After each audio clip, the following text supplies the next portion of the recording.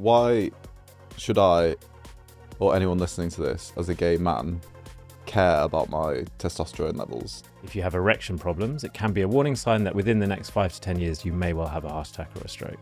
Is it possible to get a 60-year-old to the same level of testosterone that they were at the age of 21? Can you reverse time in that sense? So it wouldn't be the case that you would look at a big burly guy with a big beard and go, he's going to have high testosterone. No, I might think the opposite. Wow. Yeah. That's fascinating. And also, that's not well known. I've never heard that No, before. right. But every man should know that. I've had patients spend thousands of pounds on testosterone therapy, which they never needed. They never needed any of it.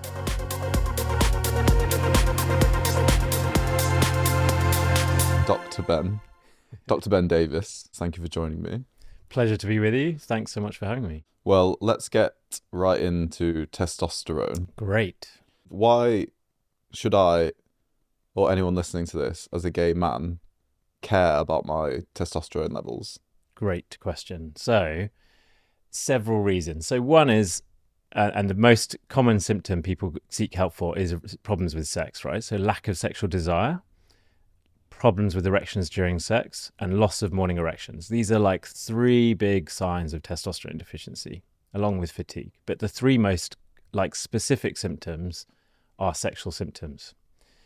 So, but just because you have these 3 symptoms doesn't mean that you have testosterone deficiency. And this is we can come on to that a little bit more. So on the one hand, it's important for sexual pleasure, and sexual pleasure is important for lots of different reasons. Whether you're single or in relationship or partnership. But bigger than that also, we know that if you have a low testosterone level, if you have testosterone deficiency, so a low level and symptoms, you're at higher risk of cardiovascular disease, higher risk of diabetes, so type 2 diabetes, obesity, and all of the complications of those things. So having untreated testosterone deficiency is a bad thing, is not a good thing for your long-term health. So let's talk about testosterone in general. Mm-hmm.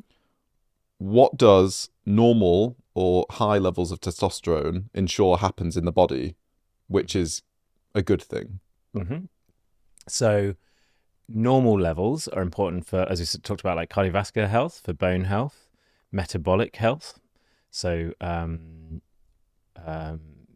terms of kind of insulin resistance, obesity, prevention of obesity, not becoming pre-diabetic or diabetic, and obesity, sexual function, cognitive function to some degree. So testosterone, we have receptors in lots of different, all over our body, and where there are receptors, testosterone has an impact. So although the most kind of specific area where it causes often problems is sexual difficulties, it has impacts all over in lots of other organs. Yeah. And testosterone itself, where is it in the body? Where is it being made? And what is it? Is it a liquid? Is it a hormone? Is it something going in your blood? Sure. Where is it being made? And actually, what is it? Great question. So it's made in your testicles. Okay. And which is perhaps why if you've got, so if you have a problem with your testicles, you produce less testosterone. Right. And that's what we call, matter too much the terminology, but primary testosterone deficiency. So if you've got a problem with your testicles, like either you've had cancer and had to have them removed, or you've had infection or radiotherapy, something which has damaged the testicle in some way, that can be a cause of testosterone deficiency. But your testicles get stimulated by your pituitary gland, which sits inside your head, which sends hormones to your testicles to stimulate them to produce testosterone. So you can have a problem with the pituitary gland not sending signals, that's secondary testosterone deficiency, or a problem with the testicles and not producing testosterone. Okay. Or a problem with both. They're just not quite signaling in some way. And is testosterone level predetermined at birth due to genetic factors, or would you say it's something which, I don't know, I'm trying to be medical. No, help me out with this question. Yeah, sure. So, or is it lifestyle? Is it predetermined? Exactly. Right. So is it nature or nurture? Is it what you do, or is it what a genetic? So I guess the answer is both, right? So there's some predetermined, which will be genetic. So, for example, how you see type 2 diabetes and obesity having a significant genetic and inherited component, the same in terms of hormonal differences and levels.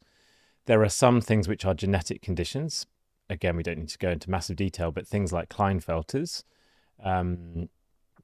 where it's a genetic condition which happens from birth, which affects testosterone levels. And so, yeah, there can be genetic things which you're born with, and then but there's also a big environmental aspect as well.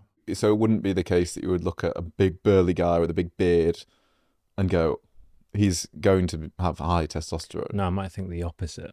Wow. Yeah, because of Why? because of obesity. So fat cells basically interfere with testosterone production in lots of different and metabolism in lots of different ways. So fat metabolizes testosterone to estrogen, which lowers testosterone levels, but also it causes lots of other inflammatory changes which impacts on testosterone production.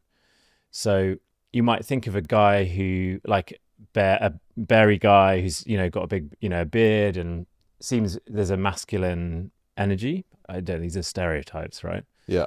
And I guess that's the problem, is how stereotypes then stop people accessing care or knowing about care. So, but actually he might be suffering with complete loss of libido, sexual desire, might be having erection problems. And a lot of men don't know that, or even if they go and seek help, they don't get the help they need. So if you're suffering with, lack of sexual desire, erection problems, you might just go and buy Viagra or sildenafil online, which is what a lot of men do. But actually, have you had your cardiovascular risk checked? Have you been checked for diabetes? Have you had your testosterone levels checked? And so that's the kind of information to get out, is like, yes, drugs like Viagra, Cialis, sildenafil, tadalafil are really great drugs, and they have very few side effects and have very positive impacts. And so men shouldn't necessarily be afraid of taking them, but also, have you had a workup of what else is going on? What might be underlying your erection problems? And that's basically what I really specialize in. It's like, what's going on? Is there something medical which really needs addressing? This is a warning sign. If you have erection problems, it can be a warning sign that within the next 5 to 10 years, you may well have a heart attack or a stroke. And so it's a point of getting men, when they have erection problems, to actually, that is the point where they should have medical intervention. And so many men don't. And I've seen in GP men who started getting maybe Viagra like in their 50s, but nothing was really done to work up their risk of a heart attack or stroke, and then they had a major heart attack. My God. Late 60s, yeah. That's fascinating. And also, that's not well known. I've never heard that before. Right. But every man should know that. That if you're having loss of morning erections and erection problems during sex, you should be thinking about your risk of heart attack and stroke. Wow. Yeah. Talking about symptoms, and let's focus on testosterone. Yep. Because we'll talk more about sexual function later on. Sure. What are the common symptoms of low testosterone? Yep. So I guess the first thing to say is, so testosterone deficiency is a low level and symptoms together. Right. And so you just a one-off low testosterone level doesn't mean you have testosterone deficiency. Okay. You have to have several levels, or at least 2 levels, to check that it's consistently low level. That's the first thing to say. But common symptoms, and the core symptoms which every man should know, are these, certainly 3 if not 4, which is the loss of sexual desire. Like, you just don't want to have sex anymore at all, or it's just disappeared. That's kind of number 1 specific symptom. Lack of morning erections, difficulty with erections during sex, and fatigue. So these are like your 4 core symptoms of testosterone deficiency. But the problem is that if you take a big population of men and you ask them about these symptoms, a lot of men, so about 1 in 4 men, will have those symptoms even with a completely normal testosterone level. And that's the art of medicine, is saying, are your symptoms, these things you're suffering with, loss of sexual desire, for example, is it medical? Or is it that there's actually a major problem in your relationship you've not addressed? Or you have huge anxiety about sex, and so sex becomes super stressful. And of course you don't want to have sex. That's completely understandable. Sex has become super stressful. or you're working night shifts and your circadian rhythm is all messed up. Lots of other reasons basically other than testosterone. Wow. And so the kind of appeal of it and the truth of it is, for men who are truly testosterone deficient, you treat them, their sexual desire, their erection, like, changes. But there are also a lot of men who have those symptoms where testosterone is not the issue, and it's trying to piece that, work out what's going on. So I've got some yes and no about maybe things people might think are symptoms of low testosterone. Great. The everyday man. Yep. Let's go for You've already mentioned some. Yeah. So a decrease in random or morning erections, and you've said yes. Yep. Is that correct? Absolutely. Yeah. And then just some other ones, which people might say, like old wives' tales. Mm-hmm. So a weak cum shot, or ejaculating but not ejaculating a lot, if that makes sense. Okay, so like reduced volume of Correct. Yeah, or a weak, I don't know what's the medical term, projection or something. Oh, like how far you come. Like exactly. Yeah. Okay. Because sometimes cum can vary between like kind of a small amount that sputters out versus a huge amount. So I'm wondering, is that in any way related to testosterone? So it's more about the strength of your pelvic floor and your contraction of muscles. And so some of that will be supported by testosterone, but it's more about the strength of, like, if you do lots of Kegel exercise, you strengthen your pelvic floor, you can shoot further, basically. Wow. So yes, to some degree, but not like, it's not, no. I mean, it's not like... Or even the amount of sperm. So the amount, yes, of sperm and ejaculate, testosterone will have an impact on the production of those. Yeah. Wow. Okay. But again, it's not. There are other more specific things than that. Yeah. You mentioned this earlier: tiredness, fatigue. That is, you would say, not high up there, but it's something to bear in mind. Yeah, absolutely. So again, causes of fatigue are loads of causes of fatigue, right? Fatigue is such a common symptom. It can be, and again, untangling it. So if you're overweight or obese and you have fatigue and your sleep is poor, or you have obstructive sleep apnea, that can be a common cause of daytime fatigue, is that you're stopping breathing in your sleep. Right. So again, can be testosterone deficiency, but can be lots of other things as well. So in a average man's lifespan, what are the natural peaks and drop-offs of, I suppose, normal testosterone levels? Yeah. So in your young adulthood, right, your testosterone is kind of at its highest. I mean, it roughly decreases by 1 to 2% a year. So, and a rough 50% level is like roughly 15 nanomoles per liter, is a kind of rough 50%, roughly. But so over time it goes down. But if you imagine 1 to 2% every year, you might never get down to less than 12. So like the majority of men will not have testosterone deficiency, even though their levels are decreasing over time. But age does impact, and actually impacts your free testosterone. So free testosterone is the amount which isn't bound to a hormone in your blood, and the free testosterone is what goes into your cells. That does decrease over time even more strongly than total testosterone with aging. But with menopause, you have this just like massive change in hormones, and period stopping, massive decrease in estrogen, progesterone, and some changes in testosterone.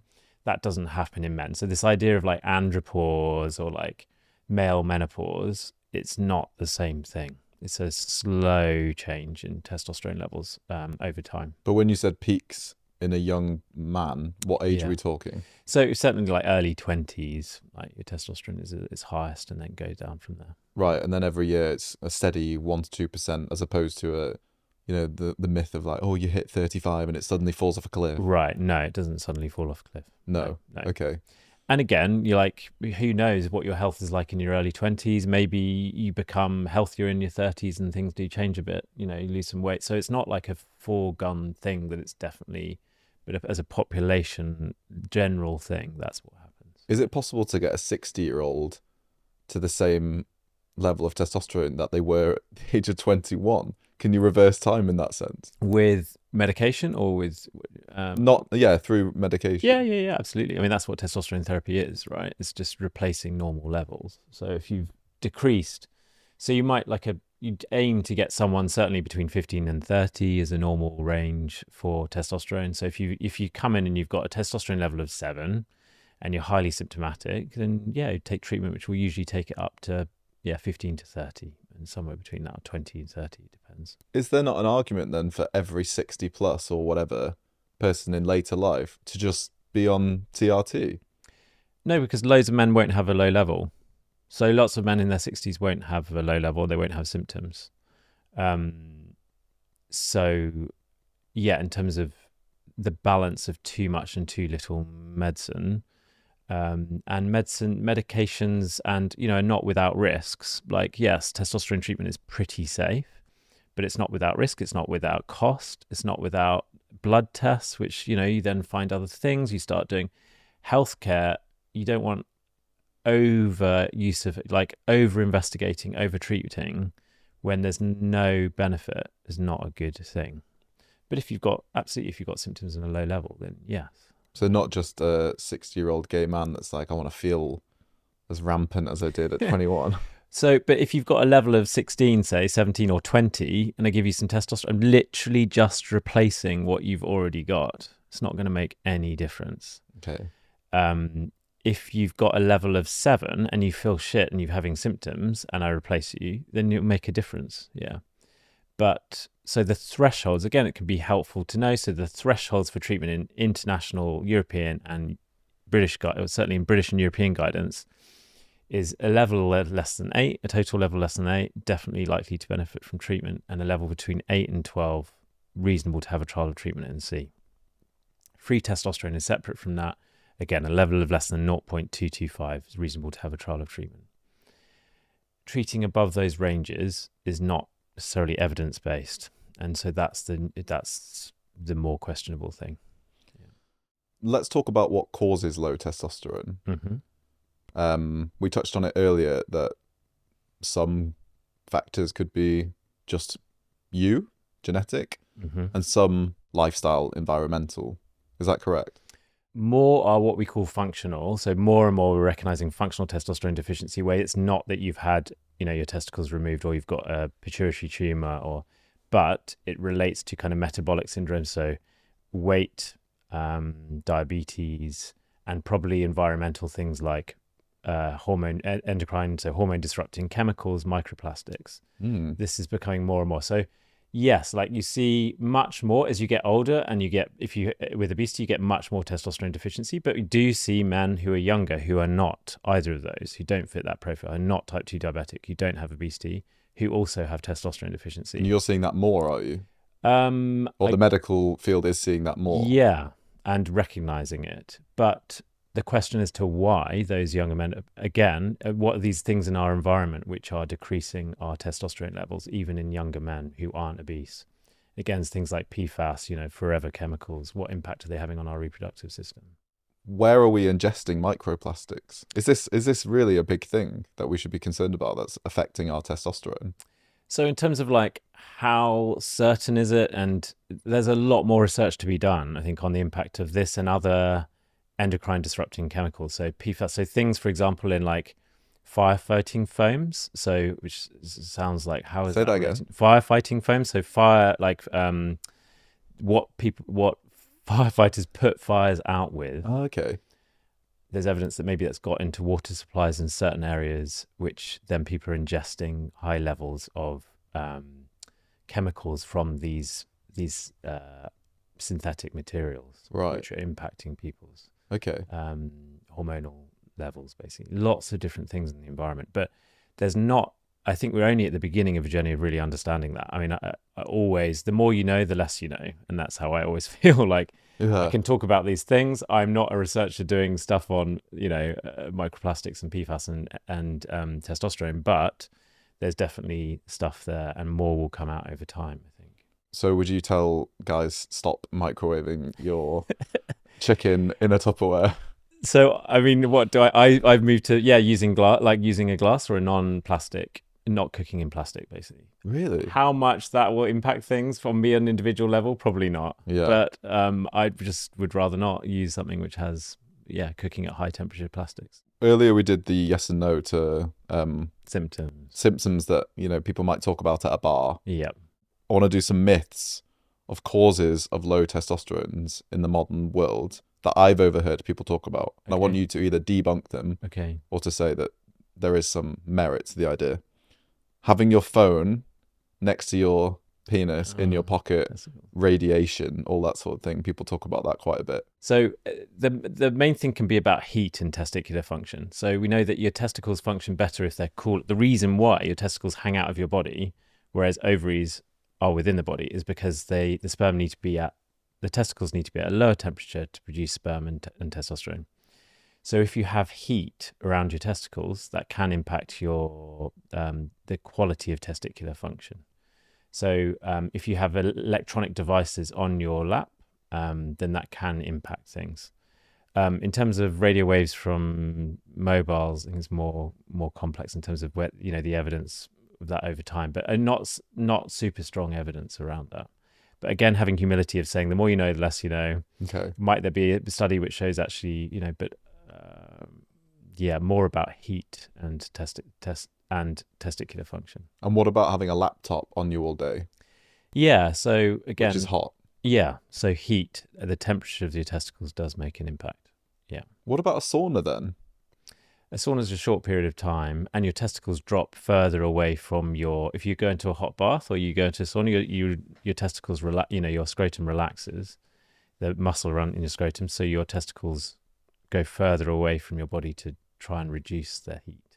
Is there any correlation with men with big testicles versus smaller testicles, or ones that hang and ones that don't, and testosterone levels?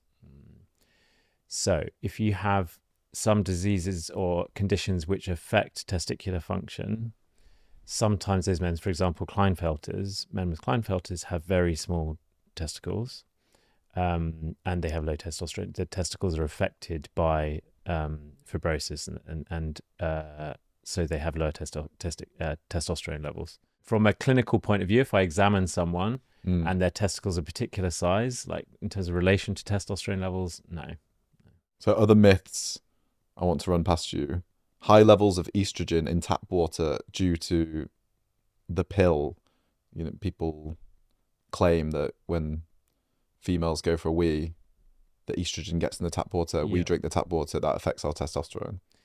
So definitely hormones in our environment, including potentially from hormones in water. So we see it in fish, in animals in the in natural environment, have been affected also. So so there can be an impact of hormones and things we're exposed to in different environmental ways, including potentially in tap water, which may have impact testosterone levels.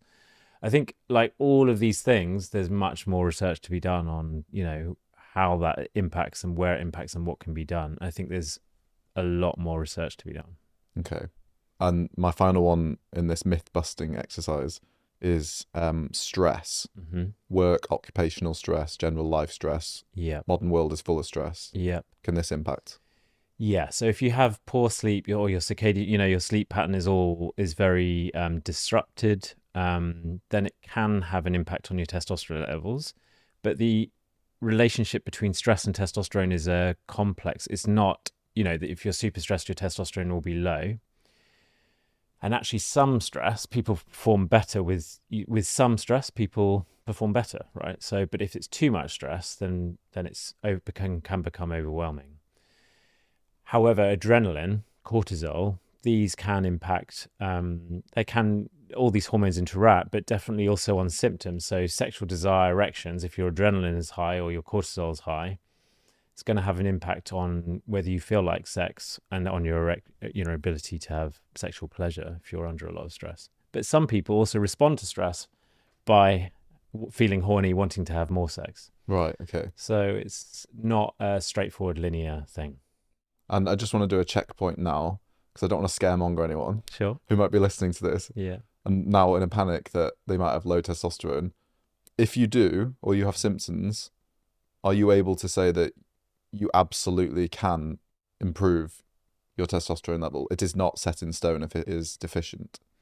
So yeah, there's very good evidence for the benefits of testosterone therapy if you have a proper diagnosis of testosterone deficiency, and the impacts that has on people's symptoms and their long-term health. Yeah, that evidence is super strong. So guys listening to this, they're not essentially. No, and I guess that's the thing, is making sure people are able to get help. I know that there is treatment out there, but absolutely not. Like the treatment is effective, and we have more and more evidence about the safety of testosterone treatment as well. So let's talk about the treatment. How can men improve their... I'm very careful with what I'm saying because Fine, it's all I right. want to make sure it's medically correct. It's okay. How can men improve Yeah. their testosterone? And I want to do this in two parts. The first part is through therapy, testosterone replacement therapy, so Yeah. something that you would advise and Sure. offer treatment for. And the second one will be natural supplements or everyday things that you can just implement into your life. So Okay. let's start with the treatment. Sure. So a big consideration is whether you want fertility or not. So, and again, not making assumptions about who that's important to and who not. So if you want fertility in the future, then you need to do something to protect your fertility. And there are medications you can use to do that and boost your testosterone. But so there are certain medications which help with that. I guess just to stick to testosterone. So testosterone you can give in lots of different ways. The main licensed ways in the UK are gel and injection, and different ways of injecting testosterone. And so these are the two main methods. And we have data on the safety of those, particularly big study looking at safety of gel. So gel is a very safe way of giving testosterone. And where do you apply the gel? So on your upper arms. Fascinating. Start with a couple of pumps and sometimes go up on the dose. Wow. Men absorb, all people absorb things through their skin in different ways. And so you have to kind of work out how you absorb gel and whether you're absorbing it okay and what your levels are on gel. So some people do have a problem with absorption, and then also there's injections, which some people prefer for other reasons. So sometimes convenience. Some people like a 3-monthly injection where you just go and have an injection every 3 months. Some people find that leads to too high and low levels, and so they have something which is more frequent. Okay. I imagine a lot of people would rather take the gel. That's a good point. So some ways people prefer just injecting less frequently, so then Okay. you don't have to put something on each morning. Hmm. There are a lot of also men sharing their experiences of different things, and so a lot of men feel that an injection is more going to be stronger, have more of an impact. Yeah. There's less difference in terms of absorption with an injection than a gel, but gel has convenience and very strong safety evidence. So yeah, Okay. it's often a first port of call. And what's your method for identifying testosterone deficiency in patients? Yeah, so this is a really important point. So as we said, so testosterone deficiency, you need to have a low testosterone level repeatedly, so not just one. So if you have one level, it may be that you had poor sleep or you've been ill with a virus or something else. So a repeated testosterone level which is low and symptoms. So these two things together is then a diagnosis of testosterone deficiency. And in terms of blood testing, we tend to, historically, we've always done morning blood tests, so before 11 a.m. So a morning testosterone level done twice gives you a diagnosis, as well as lots of other blood tests to look into the causes of why. And then we look at kind of free testosterone and total testosterone. So there's different blood tests which help you assess someone's testosterone status. So if anyone was listening to this and whether they knew or didn't know their testosterone levels, what are some good supplements that you can take to improve them? So there is evidence that certain supplements can increase testosterone levels. So some men take things like ashwagandha, but in terms of their improvement in symptoms, it's more equivocal. And so, again, some people find that some things are helpful. But again, if you've got a proper diagnosis of testosterone deficiency, in terms of the evidence for treating that with testosterone therapy and the difference that makes on your long-term outcomes, that's all based on testosterone proper testosterone rather than supplementation. Right. Okay. So it's a tricky one, but we don't have like lots of large studies looking at, okay, if you give a load of men ashwagandha over like 20 years or 15 years, what happens to their cardiovascular risk? I just don't know that data. Whereas I can say with testosterone, if you have a low testosterone level and it's testosterone deficiency and it's treated, you're at, lower risk of long-term health problems. Okay, so there's nothing you tell your patients alongside treatment. Make sure that you're taking this, eating this, drinking this. So all, core lifestyle like advice in terms of cutting out ultra-processed food, increasing fiber in your diet. So a lot of guys get very obsessed about protein but have hardly any fiber. Fiber is really important for cholesterol, for cardiovascular risk, for gut health. So making sure you're having enough fiber as well, not just eating endless protein. Sleep, exercise, stress. Like these are just core pillars of good health, whether you're on testosterone or not, whether you've got testosterone deficiency or not, these pillars are absolutely like essential pillars of good health. So let's say you have a patient, they are suitable for testosterone replacement therapy, TRT. They start the process, whether it's the gel or whether it's the injection. Or does it mean that they will be then doing this for life? Yeah, if you're on testosterone therapy, your own testosterone levels will decrease because your body is saying, there's testosterone here, I don't need to stimulate more production. So your own production will shut down. With different formulations, depends how much it shuts down. But separate from that, it does decrease.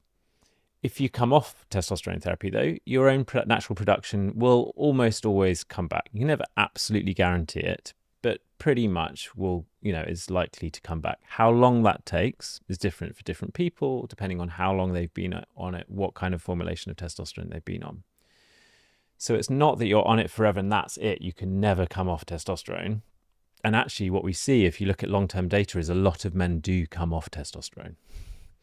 So big kind of study, not huge studies, but in studies which have been done, as many as 1 in 2 men are not taking testosterone, say 5 years later. So, and why is that? So sometimes it's about convenience, it just becomes a hassle to put a gel on every day, or, but also sometimes it seems like, and this is the case with a lot of medication, people think this is going to sort everything out. And sometimes it does make a big difference to symptoms, but often just over time, people get fed up of medication and they stop using medication. That just happens with all medication. Again, it's like a golden opportunity to assess what is going on. And is testosterone really what's going on? Given that in 5 years, a lot of men will stop taking it. And have you used that opportunity to really work out what's going on? Or have you medicated someone who didn't need medicating and they've just kind of then lost, that moment to really understand what is going on in my life? It's maybe slightly been lost, or they've been moved down a medical pathway they didn't need to be moved down. And so that's kind of what I'm passionate about. But the other side is that if you've truly got testosterone deficiency, having treatment will change your life, like absolutely. And so getting that balance between, and the men who stay on the men who are more likely to stay on testosterone over time are the men who are truly deficient. Right, okay. Why would it be that gay men are probably more in tune with this subject? I'm generalizing. I'm just thinking. Yeah, no, it's good. Yep. I'm just thinking that I suppose we've got more focus on body image. I suppose sex is a big part of our lives. Yeah. I guess the fear of aging, being muscular. All of these things might lead a gay man to think more and consider their testosterone over a straight person. Would you agree with that? Yeah. So I think huge generalizations, right? But perhaps to gay men, we again have the benefits perhaps of sexual pleasure being important, like less social or more social support for actually, enjoy your sex life, however old you are. Perhaps, again, stereotypes, but if you're in a heterosexual relationship with children, your sexual desire will diminish. So your testosterone levels, firstly, if you have children, decrease. It's a known thing, and for lots of different reasons. But so immediately after having children, your testosterone goes down. And if you're in a long-term monogamous relationship, perhaps your sexual desire, maintaining sexual desire in long-term monogamous relationship is more difficult, requires energy.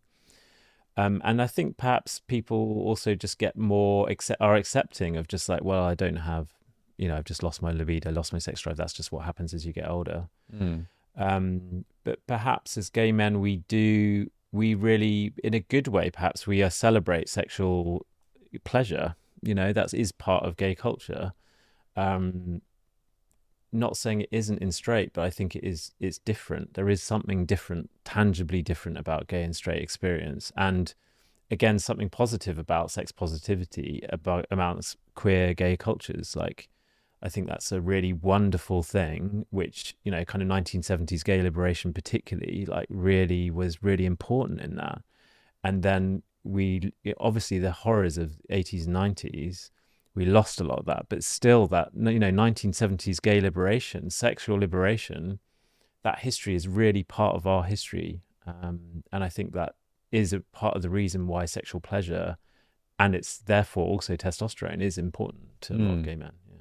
If you were to start TRT, say you got it from a backstreet vendor, you somehow managed to get it, you lied on a manual test, one of these online doctors or whatever. If you were to do it and you have a healthy, normal testosterone level, what would happen to your body? Would it be bad or would it be good? Right. So this is kind of, I guess, what I think about quite a bit. So there are more and more people where testosterone, low testosterone, it's a nice idea, right? That testosterone is the cause of your fatigue, your loss of sex drive. Again, it is for some men, but it is a very appealing idea. And this is the overlap between sex therapy, relationship therapy, and medical, that I don't have to think about sexual shame. I don't have to think about my relationship, what's going on in my relationship, about historical stuff, whatever, my experience of sex in the past. I can just inject myself and that will sort things out, right? Like that.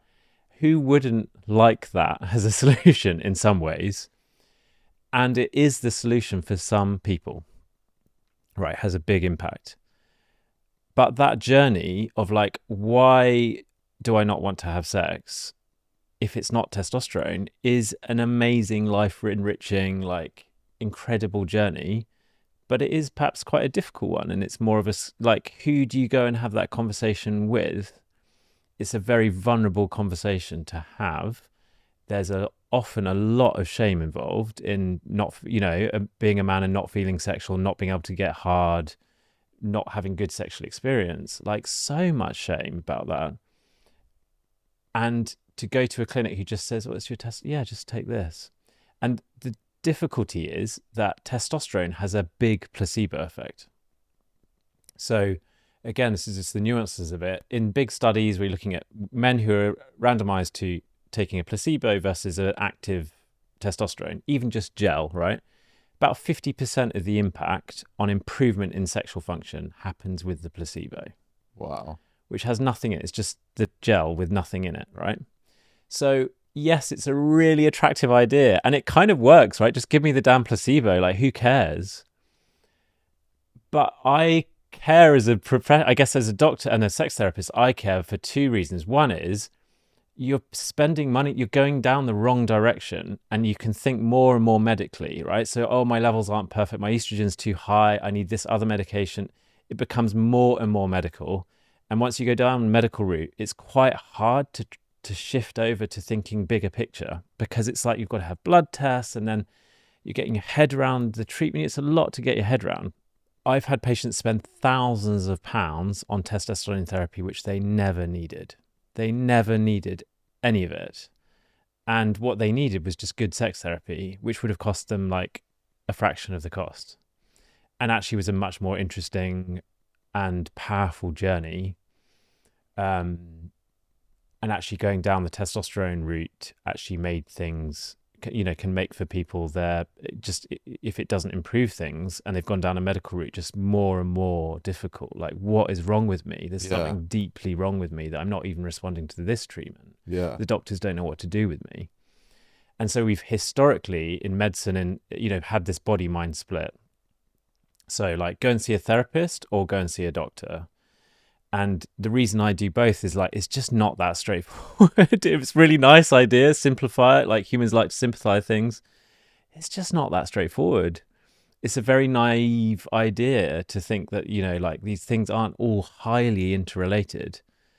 At the same time as being realistic and saying there is a thing called testosterone deficiency, which if you treat has a big impact on people's lives. It's just nuance. Like, Okay, so I'll just, me as an example, right? mm-hmm. If I thought let's imagine I have good testosterone levels, Yeah.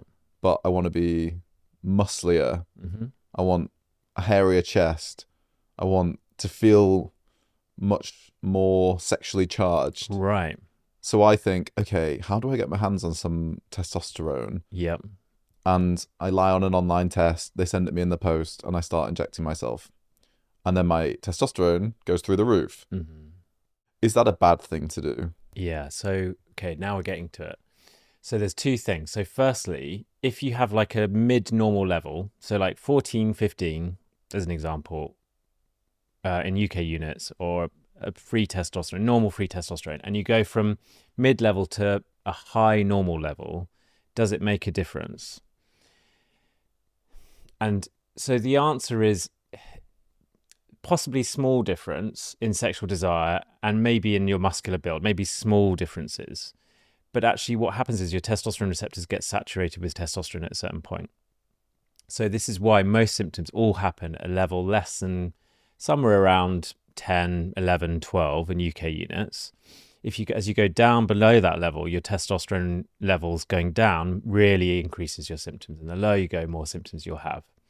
But once you get to a level of 10, 11-ish, your receptors become saturated with testosterone. They're like, I'm full of testosterone, don't really need any more. You have erections, you have sexual desire. And so you can see men, and it varies. This level varies between different men. So you see men in clinical practice who have a low level, like 9, their erection's fine, their sexual desire is fine, they have no problems. They don't have testosterone deficiency. They have no symptoms, but their level is a bit low. Again, I won't go into overload with detail, but it's because our testosterone receptors, our androgen receptors, are different. They have different genetic makeup. So we're different people have different sensitivity to testosterone. But your levels do get receptors get saturated. As long as you have a reasonable level of testosterone, you'll have sexual desire and erections and cardiovascular health. That's the problem with treating people who have all these symptoms, but testosterone isn't a problem, and just increasing their level by a little bit. Again, it makes a lot of money, but is it actually going to make any difference to the symptoms? Probably not. Yeah. Other than a placebo, it's expensive placebo. Okay. However, if you start injecting anabolic steroid levels, so the difference between testosterone replacement, testosterone therapy, and anabolic steroids is twofold. One is just dose. So let's take a very common testosterone formulation like Sustanon or Cypionate or something. So a usual dose might be, say, 100 milligrams a week. If you're on anabolic steroids, you might be injecting, I don't know, much higher doses than that. So this guys inject hugely different levels. Might be twice that, might be 6 times that. There's all sorts of practice. And then on top of that, often, not always, but often accompanied by or with other things which stimulate the androgen receptor, the testosterone receptor. So going from mid-normal to high normal probably doesn't make a huge amount of difference in terms of symptoms. But if you go from normal to super high, then yes, right? And so this is why people do anabolic steroids, like take high doses of testosterone, is it will improve your you will feel much more sexual, and that's what a lot of men feel. Your muscles will be stimulated more by the testosterone, and lots of other things in terms of energy, motivation. Things can change when you go to a higher level, but particularly sex drive and muscular growth, right? These respond to anabolic steroid doses. And that is and the combination of feeling more confident, of feeling less shame about your body, is a very powerful thing. But it's important to differentiate between anabolic steroids and TRT. Absolutely, yes. And what you do is you do not work in the field of anabolic steroids. That is something off market, essentially. Sure. So I I feel very strongly about compassionate care for men who are using anabolics. So men who are injecting high doses of testosterone using other things find it very hard to get care. It's almost impossible to find decent care. Like if you go to a doctor, they may well just say, well, you just need to stop.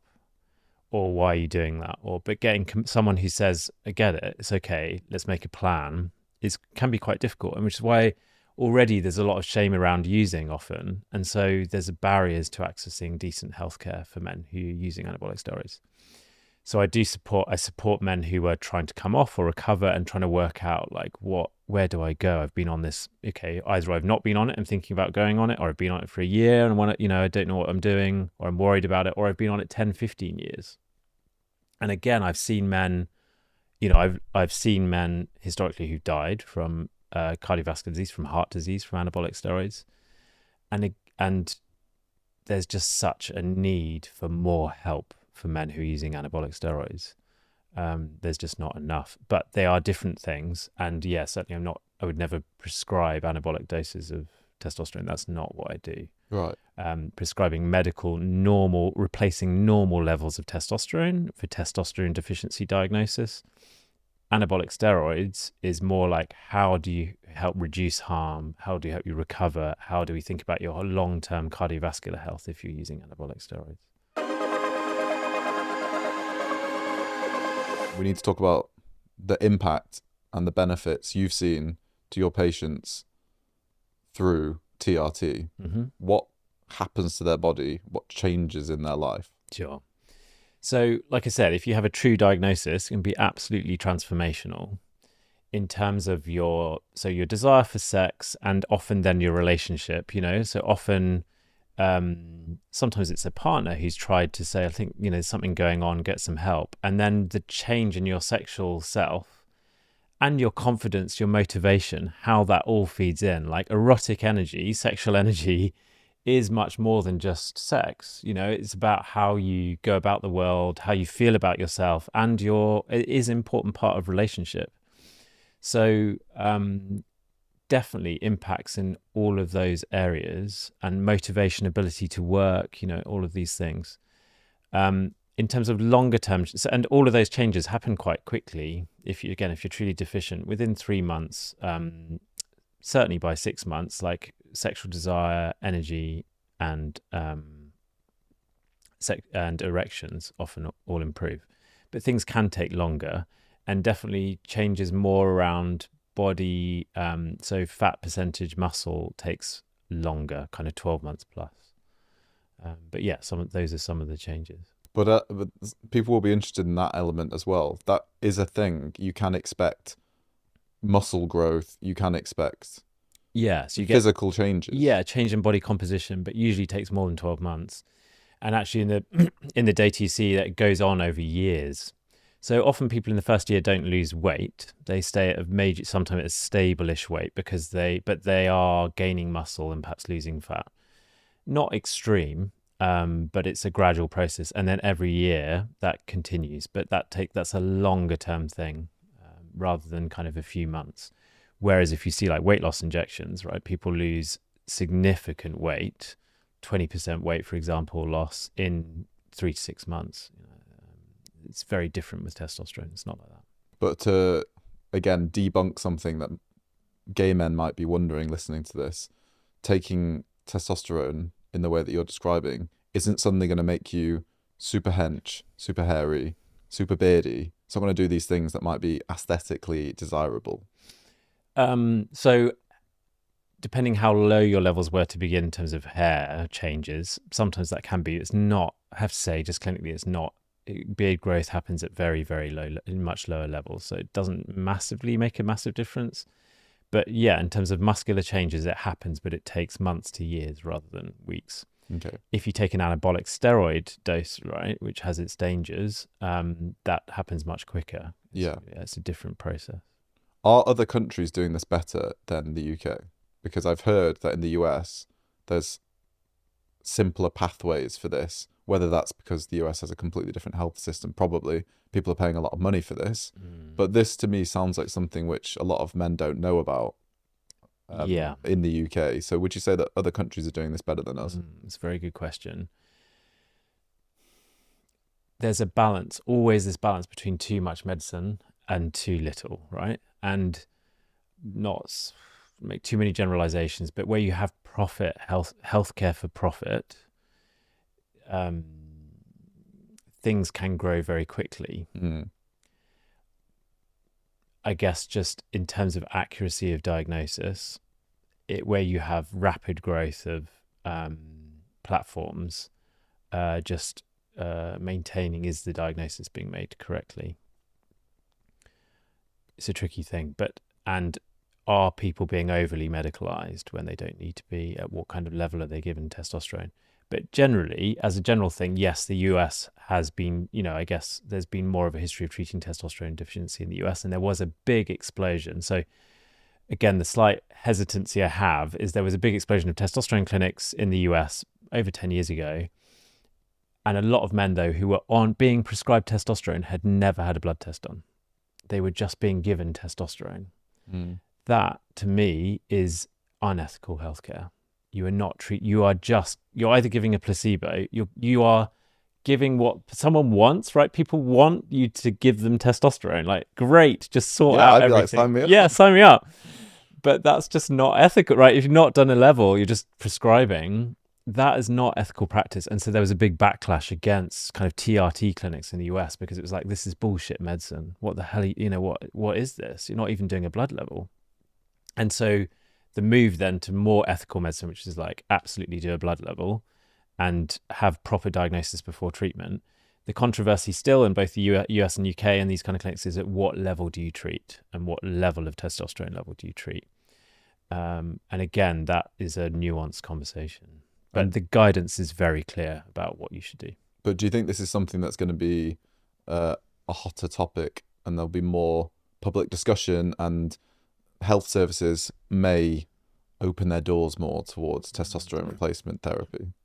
So I think it will it's becoming more and more talked about. More and more men will have awareness of it, which is good, is important. I think the difficulty is currently in the NHS, just the way, just things are under so much pressure. And also, how do you get knowledge of a condition out to such a large number of people? There are guidance, very clear British Society of Sexual Medicine guidance on what should be done. But like I said, it just takes time for evidence and guidance and research to be spread into clinical practice. Right. Which is why private clinics basically exist. Well, we need to wrap up testosterone. Yeah. That was beyond fascinating. This is the reason I'm doing this podcast. I'm absolutely loving this. And I think that so many men listening will be interested in what you have to say. Thank you. It's great to have the opportunity to share it all, right? There's a lot there to discuss. So. If people are worried about their testosterone levels due to symptoms or just generally curious, what would be step one for them? So I guess going and speaking to a healthcare provider you can trust, and it may be, that you speak to a GP, wherever that might be, at least for initial conversation, and have some blood tests done. I think the key thing is knowing what the key symptoms are, and we've talked about that, and then having accurate blood testing done. Once you know your blood levels and you've had that done over a period of time, not just a single level, then you can think more about, okay, what do I want to do about that? And so a combination of decent, finding a doctor, a GP you trust, and having accurate blood testing done. These are really key. And where can people find you if they want to meet and talk to you specifically? So in terms of my private work, I'm in central London and my website is drben.uk. And there's, there I just have some basic information about testosterone, different levels of treatment, and different ways of treating. Amazing. All right. Well, Dr. Ben, thank you so much. My pleasure. Thank you. Really great questions, great conversation. More to come. Thank you. Bro.